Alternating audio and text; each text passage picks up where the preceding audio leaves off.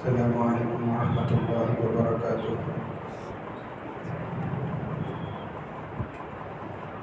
الحمد للہ نحمده ونستعینه ونستغفره ونؤمن به ونتوکل علیہ ونعوذ باللہ من شرور انفسنا ومن سیئات اعمالنا من يهده الله فلا مضل له ومن يضلله فلا هادي له ونشهد أن لا إله إلا الله وحده لا شريك له ونشهد أن سيدنا ونبينا ومولانا محمدا عبده ورسوله أما بعد فأعوذ بالله من الشيطان الرجيم بسم الله الرحمن الرحيم وما أرسلناك إلا رحمة للعالمين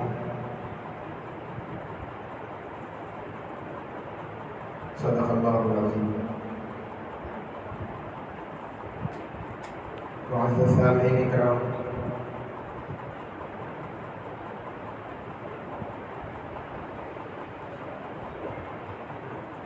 آپ حضرات کے سامنے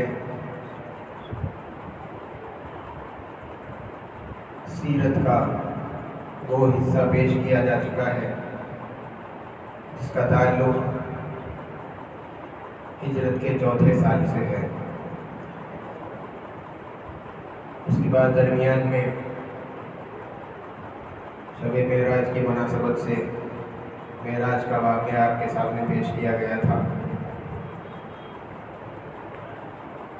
پھر سیرت کے اس سلسلے کو جاری کرتے ہوئے سن 5 ہجری میں جو واقعات پیش آئے وہ آپ کے سامنے سنائے جائیں گے۔ سن 5 ہجری کے اندر جو سب سے اہم واقعہ پیش آیا وہ غزوہ خندق کا، اس کا دوسرا نام غزوہ احزاب بھی ہے۔ سیرت کی کتابوں کے اندر اس کی مختلف تاریخ اور مہینہ لکھا ہوا ہے۔ بعض سیرت نگاروں نے لکھا ہے کہ یہ شوال کے مہینے میں پیش آیا، اور بعضوں نے لکھا ہے کہ یہ ذیقعد کی 8 تاریخ کو پیش آیا۔ الغرض جس مہینے میں بھی یہ واقعہ پیش آیا ہو، اتنا تو یہ طے ہے کہ یہ واقعہ سن 5 ہجری کے اندر پیش آیا۔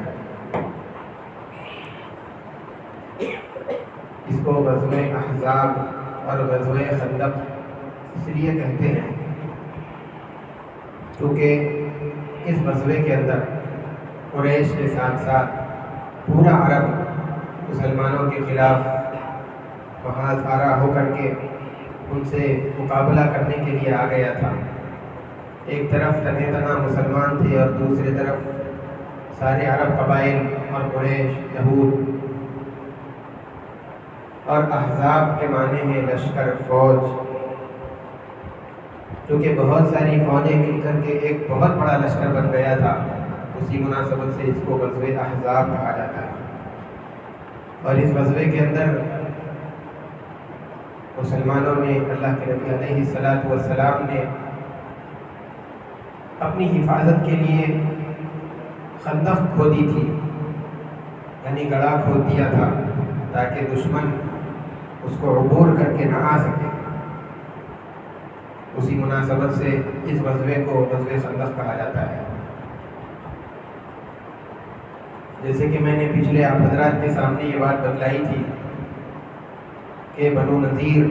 جو یہودیوں کا ایک قبیلہ تھا، انہوں نے جب اللہ کے نبی علیہ السلام کے ساتھ عہد شکنی کی تو اللہ کے نبی صلی اللہ علیہ وسلم نے ان لوگوں کو مدینے سے باہر کر دیا تھا۔ چنانچہ وہ لوگ کئی مقامات پر جا کر کے مقیم ہوئے۔ بعض یہودی خیبر کے اندر بھی جا کر کے مقیم ہوئے تھے، اور خیبر کے جو مقیمین تھے اس میں بڑے بڑے سردار بھی تھے،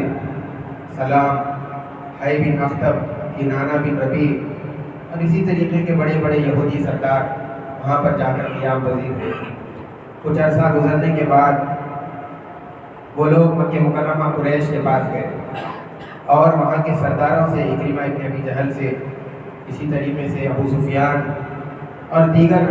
رؤساء قریش سے وہ لوگ ملاقاتیں کیے، ان سے ملے اور ان سے کہا کہ تم لوگ مسلمانوں کو مٹانے کے لیے کوشش کرو، مسلمانوں پر حملہ کرنے کی تیاری کرو، ہم تمہارا ساتھ دیں گے، اور جب تک مسلمانوں کا اور محمد کا مکمل استحصال نہیں ہو جائے گا ہم برابر تمہارے ساتھ کھڑے رہیں گے۔ چنانچہ قریش نے یہودیوں سے پوچھا کہ تم اہل کتاب ہو، علم والے لوگ ہو، تم جانتے ہو کہ ہمارے اور محمد کے درمیان اختلاف چل رہا ہے، ہم لوگ خانہ کعبہ کی خدمت کرتے ہیں، آنے والے حاجیوں کے لیے کھانا پانی، دودھ شراب، یہ ساری چیزیں ان کے لیے مہیا کرتے ہیں، ہم اپنے معبودوں کی پرستش کرتے ہیں جو ہمارے اور ہمارے آبا و اجداد کے معبود ہیں۔ اس حالت کے اندر محمد نے ایک نیا دین ایجاد کر لیا اور ہمارے آبا و اجداد کو اور ہمارے بتوں کو برا بھلا کہتے ہیں۔ اب یہودیوں تم ہی بتلاؤ کہ ہم میں اور محمد میں کون بہتر ہے اور کس کا دین حق ہے؟ ان یہودیوں نے کہا کہ یقیناً تمہارا ہی دین بہتر ہے اور تم ہی لوگ قابل اعتبار ہو۔ چنانچہ اللہ تبارک و تعالیٰ نے ان لوگوں کے اس جواب پر اس کی منظر کشی فرمائی، أَلَمْ تَرَ إِلَى الَّذِينَ أُوتُوا نَصِيبًا مِنَ الْكِتَابِ يُؤْمِنُونَ بِالْجِبْتِ وَالطَّاغُوتِ۔ اے نبی جی، کیا آپ ان لوگوں کو نہیں دیکھ رہے ہیں کہ جس کو کتاب میں سے یعنی آسمانی کتاب کا ایک حصہ دیا گیا وہ لوگ شیطان کی اور بتوں کی تصدیق کر رہے ہیں؟ وَيَقُولُونَ لِلَّذِينَ كَفَرُوا، اور وہ لوگ کافروں سے کہہ رہے ہیں هَؤُلَاءِ أَهْدَىٰ مِنَ الَّذِينَ آمَنُوا سَبِيلًا، تمہارا راستہ اللہ پر ایمان لانے سے زیادہ بہتر ہے۔ چنانچہ جب قریش نے یہ جواب ان کا سنا بہت خوش ہوئے اور انہوں نے وعدہ کر لیا کہ ہم مکمل تمہارا ساتھ دیں گے، تم مسلمانوں پر چڑھائی کا تیاری کرو، ہم تمہارے ساتھ ہیں اور ہر اعتبار سے ہم تمہاری مدد کریں گے۔ چنانچہ جب قریش تیار ہو گئے اس کے بعد وہ یہودی سردار دوسرے قبائل کے اندر گئے، بنو غطفان میں پہنچے، وہاں پہنچ کر ان لوگوں نے بنو غطفان کے سرداروں سے ملاقات کی اور ان سے کہا کہ اگر تم اس جنگ کے اندر ہمارا ساتھ دو گے تو خیبر کے اندر جتنی پیداوار ہوتی ہے اس کا آدھا حصہ تم کو دے دیا جائے گا۔ چنانچہ بنو غطفان بھی ان کے ساتھ تیار ہو گئے۔ الغرض جہاں تک ممکن ہو سکتا تھا ہر قبیلے کے اندر پہنچتے، وہاں کے سرداروں سے بات کرتے اور اپنے ساتھ شریک ہونے کی ان کو دعوت دیتے تھے، چونکہ قبائل تو پہلے ہی سے مسلمانوں کے دشمن تھے، اسی لیے موقع پا کر کے ان لوگوں نے فوراً اپنی رضامندی اور خوشی ظاہر کی اور انہوں نے وعدہ کر لیا کہ ہم تمہارے ساتھ اس لشکر کے اندر ضرور شریک ہوں گے، تمہاری ضرور مدد کریں گے۔ چنانچہ بڑی تیزی کے ساتھ لشکر تیار کیا گیا۔ جب مکہ مکرمہ سے قریش کا اور یہ قبائل کا لشکر روانہ ہونے لگا اس کی تعداد 4000 تھی۔ جیسے ہی یہ لشکر آگے بڑھتے جاتا اور اس لشکر کا سردار ابو سفیان تھا، یہ لشکر آگے بڑھتے جاتا، چنانچہ جب یہ لوگ بنو زہران کے پاس سے گزرے تو وہاں پر بنو اسلم یہ لوگ بھی آ کر کے لشکر کے اندر شریک ہو گئے۔ اس طریقے سے جیسے جیسے یہ لشکر قبائل کے علاقوں سے آگے بڑھتے جاتا تھا، قبائل آ کر کے اس لشکر کے اندر شریک ہوتے چلے گئے، اس کی تعداد کے اندر اضافہ ہوتا چلا گیا۔ مکہ مکرمہ سے نکلتے وقت میں ان لوگوں کی تعداد 4000 تھی، لیکن جب یہ لوگ مدینے کے قریب پہنچے تو لوگوں کے شریک ہونے کی وجہ سے ان کی تعداد 10,000 تک پہنچ گئی تھی۔ الغرض اللہ کے نبی علیہ السلام کو مدینہ منورہ کے اندر اطلاع پہنچی کہ قریش تمام قبائل کو اپنے ساتھ کر کے مدینے پر حملہ کرنے کے لیے روانہ ہو گئے۔ اللہ کے نبی علیہ السلام نے بڑی تیزی سے اپنے صحابہ کو جمع کیا، ان سے مشورہ کیا کیا کرنا چاہیے، ان حالات کے اندر تمہاری کیا رائے ہے؟ صحابہ نے مختلف رائے پیش کی۔ حضرت سلمان فارسی رضی اللہ تعالیٰ عنہ ان کا تعلق ایران سے تھا، انہوں نے ایک رائے پیش کی کہ اللہ کے نبی، میں نے ایران کے اندر یہ دیکھا ہے کہ جب لڑائی کا موقع ہوتا ہے تو وہ لوگ خندق کھود دیتے ہیں تاکہ دشمن خندق کے اس پار نہ آ سکے، ہمارے شہر کی حفاظت ہو جائے، ہماری بھی حفاظت رہے گی۔ صحابہ نے اس رائے کو پسند فرمایا، اللہ کے نبی علیہ السلام نے بھی اس رائے کو پسند فرمایا۔ بڑی تیزی کے ساتھ کھودنے کا کام شروع ہوا۔ اللہ کے نبی صلی اللہ علیہ وسلم کھودنے کے جو کچھ سامان تھے صحابہ کے پاس وہ لے کر کے ایک جگہ پر پہنچے، اور مدینہ منورہ کا جو کی حیرت، ایک طرف تو صحرا تھا، دوسری طرف مکانات تھے، اور تیسری طرف ایک شامی رخ تھا۔ دشمن کے دو طرف سے آنے کا تو اندیشہ نہیں تھا، لیکن جو شامی رخ کھلا ہوا تھا دشمن کے اس طرف سے آنے کا اللہ کے نبی علیہ السلام کو اندیشہ تھا، اسی لیے آپ نے خندق کھودنے کے لیے اس جگہ کو اختیار کیا۔ آپ وہاں پر پہنچے، آپ کے ساتھ اللہ کے نبی علیہ السلام کے 3000 صحابہ اکرام اس کام میں شریک ہونے کے لیے آپ کے ساتھ چلے گئے۔ وہاں جانے کے بعد یہ کوئی آسان کام نہیں تھا، بہت بڑا میدان، اس کو خندق سے گھیرنا۔ اللہ کے نبی علیہ السلام کے صحابہ جب وہاں پہنچے، اللہ کے نبی نے ساری زمین کی پیمائش کی، ناپا، اور کتنا کھودنا چاہیے، کیسے کھودنا چاہیے، یہ ساری تفصیل صحابہ اکرام کے سامنے رکھی۔ اس کے بعد اللہ کے نبی صلی اللہ علیہ وسلم نے 10 صحابہ کی ایک چھوٹی چھوٹی جماعتیں بنائی، اور ہر جماعت کو 10 گز زمین دے دی، یعنی ایک صحابی کے حصے کے اندر 1 گز زمین آئی تھی۔ اب اس کام کو شروع کر دیا گیا۔ اللہ کے نبی علیہ السلام کے پاس اس کام کے لیے نہ مزدور ہے نہ غلام ہے، مہاجرین اور انصار کے مقدس ہستیات اس کام کو انجام دے رہے تھے، اور خود نبی رحمت صلی اللہ علیہ وسلم اس کام کے اندر بنفس نفیس صحابہ اکرام کے ساتھ شریک تھے۔ اس وقت میں حالات ٹھنڈی کا موسم ہے، برابر کپڑے بھی میسر نہیں، کھانے کے لیے کوئی چیز نہیں، اور 3 دن فاقہ ہو جایا کرتا تھا اللہ کے نبی علیہ السلام کے پیٹ پر، اور خود صحابہ اکرام کے پیٹ پر بھوک کی وجہ سے پتھر باندھے ہوئے ہوتے تھے۔ اسی حالت کے اندر رہتے ہوئے بھی پتھر خود ہی کھودنا، پھر مٹی نکال کر باہر ڈالنا، اس حالت کے اندر حضرت انس رضی اللہ تعالیٰ عنہ، حضرت برا بن عازب رضی اللہ تعالیٰ عنہ فرماتے ہیں کہ اللہ کے نبی علیہ السلام جب خندق کھود رہے تھے تو آپ کے سینے مبارک پر، آپ کے شکم مبارک پر جو بال تھے وہ مٹی کی وجہ سے مکمل ڈھک گئے تھے۔ اس حالت کے اندر اللہ کے نبی علیہ السلام کی زبان پر یہ الفاظ، یہ دعائیہ کلمات جاری تھے، اللہم لا خیر الا خیر الاخرہ، کہ بھلائی تو آخرت ہی کی بھلائی ہے۔ پھر اللہ کے نبی علیہ السلام اپنے ساتھ کام کرنے والے مہاجرین اور انصار کے لیے ساتھ ساتھ دعا بھی فرماتے تھے، فبارک فی الانصار والمہاجرہ، کہ اللہ مہاجرین اور انصار میں برکت عطا فرما۔ جہاں پر اللہ کے نبی علیہ السلام کی زبان پر ایسے کلمات جاری تھے، صحابہ اکرام جو اس کام کے اندر مصروف تھے ان لوگوں کی زبان پر اشعار جاری تھے، ایک ساتھ مل کر کے وہ لوگ گنگنا رہے تھے، نحن الذین بایعوا محمدا علی الجہاد ما بقینا ابدا۔ اللہ کے نبی علیہ السلام بھی اس کام کے اندر مصروف ہے، صحابہ بھی اس کام کے اندر مصروف ہے۔ ہر صحابی یہ چاہتا تھا کہ میں دوسرے کے مقابلے میں زیادہ کام کر لوں، میرا کام زیادہ ہو، اپنے بھائی کے مقابلے میں آگے بڑھ جاؤں۔ حضرت سلمان فارسی رضی اللہ تعالیٰ عنہ،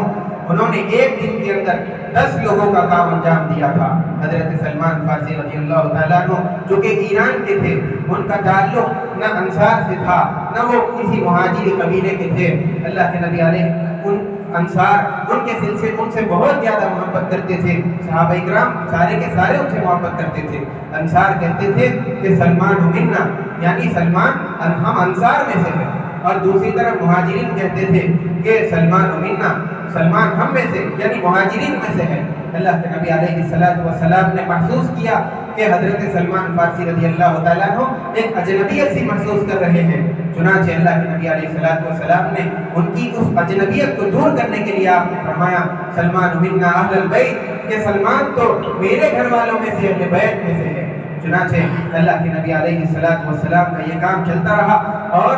اس سلسلے کے اندر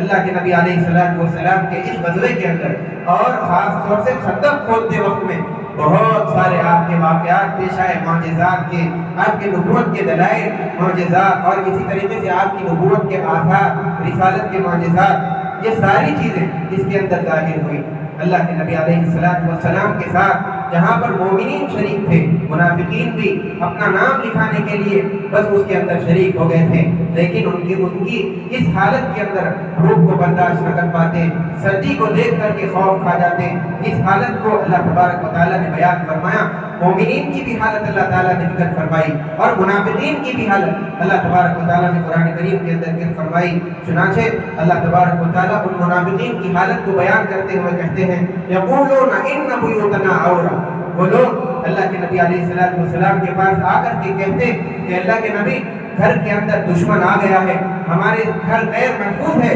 کھلے ہوئے ہیں، ہم گھر جانا چاہتے ہیں۔ اللہ تبارک و تعالیٰ نے صاف انداز کے اندر فرما دیا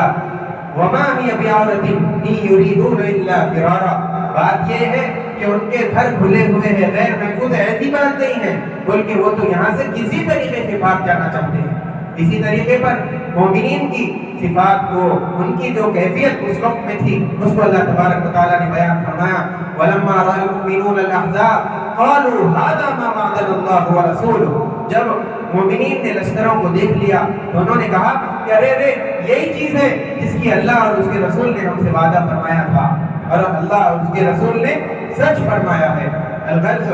یہ خندق مکمل تیار ہو گئی۔ روایات کے اندر مختلف باتیں ہیں، بعد میں 20 دن میں، 24 دن کے اندر، 15 دن میں، 1 مہینے میں۔ الغرض جب یہ خندق کھود کر کے بالکل تیار ہو گئی، پھر دشمن آ کر کے سامنے مقیم ہو گیا۔ اس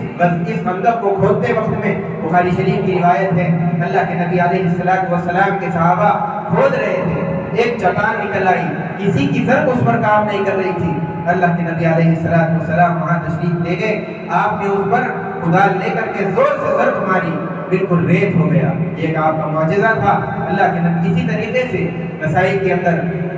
اور اسی طریقے سے حضرت امام احمد بن حنبل رحمۃ اللہ علیہ نے، ان دونوں نے اس بات کو روایت کیا ہے۔ ایک جگہ پر ایک چٹان نکل آئی، اللہ کے نبی علیہ السلام وہاں تشریف لے گئے، آپ نے کدال لی، اس پر 3 ضرب لگائے، ہر مرتبہ اس کے اندر سے روشنی نکلتی رہی۔ ہر روشنی کے اندر آپ کو شام، ایران اور یمن، یہ 3 ملک دکھائے گئے، اور اس کے اندر اس کے فتح ہونے کی آپ کو خوشخبری سنائی گئی۔ صحابہ نے بھی اس روشنی کو دیکھا۔ اللہ کے نبی علیہ السلام نے ان تمام صحابہ کو خوشخبری سنائی کہ یہ ملک اللہ تبارک و تعالیٰ تم لوگوں کے ہاتھ پر فتح کرائیں گے، اور یہ 3 ملک ہمارے قبضے کے اندر آئیں گے۔ البتہ ایک مرتبہ حضرت بشیر بن سعد رضی اللہ تعالیٰ عنہ کی گھر والی، انہوں نے اپنی بچی کو چند کھجور ہاتھ میں دے کر کے بھیج دیے کہ جاؤ، جا کر کے اپنے باپ کو یہ دے دو، اور ماموں حضرت عبداللہ ابن رواحہ کو بھی کچھ دے دینا، وہ کئی دن کے فاقے سے گزر رہے ہیں، کھانے کے لیے کوئی چیز نہیں ہے، اگر یہ کھا لیں گے تو کچھ طاقت اور تقویت حاصل ہو جائے گی۔ چنانچہ ان کی بیٹی کھجور لے کر کے خندق کی طرف چلی۔ جیسے ہی اللہ کے نبی علیہ السلام نے دیکھا کہ چھوٹی سی بچی ہے، کھجور لے کر کے آئی ہے، اللہ کے نبی علیہ السلام نے اس کے پاس سے وہ کھجور لے لیے، اور اس کے بعد آپ اپنے دست مبارک سے صحابہ کے درمیان تقسیم کرتے رہے، یہاں تک کہ آپ نے ان تھوڑے سے کھجوروں کو 1000 صحابہ کے درمیان میں تقسیم کر دیا۔ اسی طریقے سے اللہ کے نبی علیہ السلام کی یہ فاقے کی حالت حضرت جابر بن عبداللہ رضی اللہ تعالیٰ عنہ نے دیکھی تو ان کو رہا نہ گیا۔ ان کے پاس تھوڑا سا جو تھا اور ایک چھوٹی سی بکری تھی، انہوں نے سوچا کہ میں اس کو ذبح کروں گا، اس سے کچھ روٹیاں تیار کر لوں گا، اللہ کے نبی علیہ السلام کو گھر دعوت دے کر بلاؤں گا اور کچھ ان کو کھلا دوں گا، اور آپ کے ساتھ آپ کے 1-2 ساتھی آ جائیں تو وہ لوگ بھی شکم سیر ہو کر کے کھا سکتے ہیں۔ چنانچہ حضرت جابر بن عبداللہ رضی اللہ تعالیٰ عنہ اللہ کے نبی علیہ السلام کے پاس چپکے سے پہنچے اور آپ کو کان کے اندر کہہ دیا کہ اللہ کے نبی، میں نے تھوڑے سے کھانے کا انتظام کیا ہے، آپ میرے ساتھ چلیے اور آپ کے قریبی 2-3 ساتھیوں کو لے لیجیے، بس اتنا ہی ہے۔ اللہ کے نبی علیہ السلام نے جتنے کھودنے والے وہاں تھے سب کے درمیان اعلان کر دیا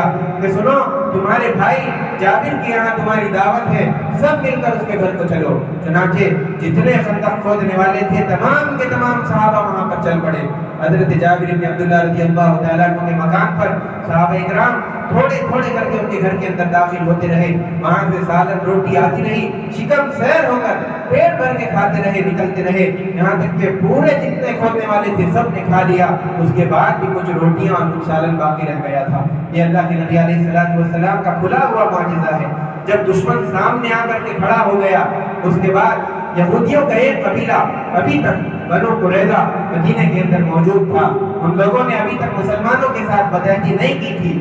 اور اپنا معاہدہ نہیں توڑا تھا، لیکن اللہ کے نبی علیہ السلام کو ان لوگوں کی جانب سے اندیشہ تھا، خوف تھا، اسی لیے آپ نے حضرت سلمہ بن اسلم رضی اللہ تعالیٰ عنہ کے ساتھ 200 لوگوں کو مدینے کے اندر چھوڑ دیا تھا کہ اگر اس طرف سے حملہ ہو جائے تو حفاظت کے لیے تم لوگ مدینے کے اندر رہو۔ اپنی عورتوں کو محفوظ قلعوں کے اندر مسلمانوں نے بھیج دیا تھا۔ اللہ کے نبی علیہ السلام میدان کے اندر، صحابہ اکرام میدان کے اندر موجود تھے۔ وہاں پر جب دشمن کا لشکر سامنے آ کر کھڑا ہو گیا تو ابو سفیان نے حی بن اخطب سے،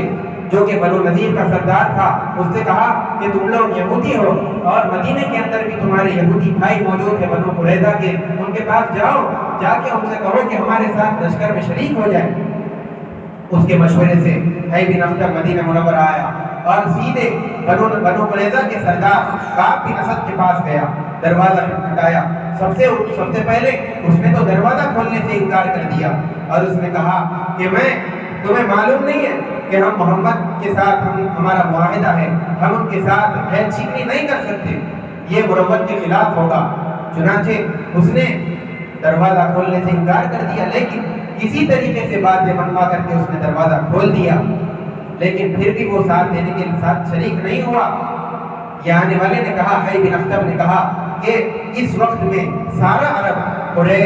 تمام قبائل مسلمانوں کو مٹانے کے لیے امنڈ کر کے آ گئے ہیں، سب محمد کے خون کے، مسلمانوں کے خون کے پیاسے ہیں، چلو ہمارے ساتھ شریک ہو جاؤ، مل کر کے اسلام کا بالکل استحصال کر دیں گے، بالکل مٹا کر رکھ دیں گے۔ لیکن ان باتوں پر بھی اس نے رضامندی ظاہر نہیں کی اور اس نے کہا کہ میں نے محمد کو ہمیشہ صادق الوعد پایا ہے، اگر ہم اس وقت میں وعدہ خلافی کریں گے تو یہ اچھی بات نہیں ہوگی، مروت کے خلاف ہوگا۔ لیکن کسی طریقے سے اس نے ان کو راضی کر لیا۔ اس کے بعد اللہ کے نبی علیہ السلام کو یہاں پر میدان کے اندر اطلاعات پہنچ رہی تھی، خبریں مل رہی تھی کہ مدینے کے اندر جو یہودی قبیلہ بنو قریظہ موجود ہے، ان لوگوں نے بھی عہد شکنی کر دی ہے۔ چنانچہ خبر کی تصدیق کرنے کے لیے، حالات کا جائزہ لینے کے لیے اللہ کے نبی علیہ السلام نے حضرت سعد بن عبادہ رضی اللہ تعالیٰ عنہ، حضرت سعد بن معاذ رضی اللہ تعالیٰ عنہ، ان دونوں حضرات کو جو کہ بنو اوس اور خزرج کے دو سردار تھے، ان لوگوں کو بھیجا، جاؤ جا کر کے حالات کا جائزہ لو۔ چنانچہ جب یہ لوگ بنو قریظہ کے اندر پہنچے، وہاں پہنچ کر دیکھتے ہیں کہ جیسی خبریں اور جیسی اطلاعات وہاں میدان کے اندر پہنچ رہی تھی، حالات یہاں پر اس سے زیادہ خراب ہو گئے ہیں۔ اعلان مسلمانوں کو، اسلام کو، نبی رحمت صلی اللہ علیہ وسلم کو گالیاں دی جا رہی ہیں، برا بھلا کہا جا رہا ہے۔ چنانچہ یہ لوگ سیدھے سردار کے پاس گئے، کعب بن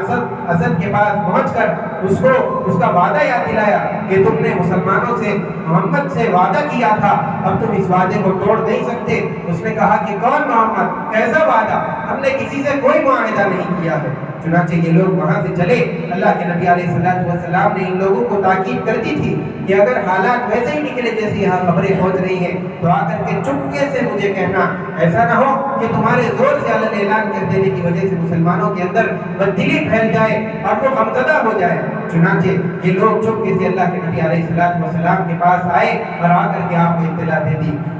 بنو قریظہ نے بھی مسلمانوں سے عہد شکنی کر دی، کفار کے ساتھ مل گئے، ان کے لشکر کے اندر ان کی تعداد میں اور زیادہ اضافہ کر دیا، اور یہ مکمل بڑا لشکر جس کے اندر اب قریش بھی ہو گئے، عرب کے تمام قبائل اور پھر یہودیوں کے تمام قبائل شریک ہو گئے، اور ایک طرف وہ مسلمان ہے۔ 3 حصوں کے اندر تقسیم ہو کر کے اس زور و شور کے ساتھ ان لوگوں نے مدینے پر حملہ کیا کہ مدینے کی پوری زمین ہل گئی۔ اللہ تبارک و تعالیٰ نے اس منظر کو قرآن کریم کے اندر بیان فرمایا ہے، اذ جاءوکم من فوقکم ومن اسفل منکم واذ زاغت الابصار وبلغت القلوب الحناجر وتظنون باللہ الظنون هنالک ابتلی المؤمنون وزلزلوا زلزالا شدیدا۔ اللہ تبارک و تعالیٰ نے فرمایا کہ جب دشمن تمہارے نیچے سے آیا، تمہارے اوپر سے آیا،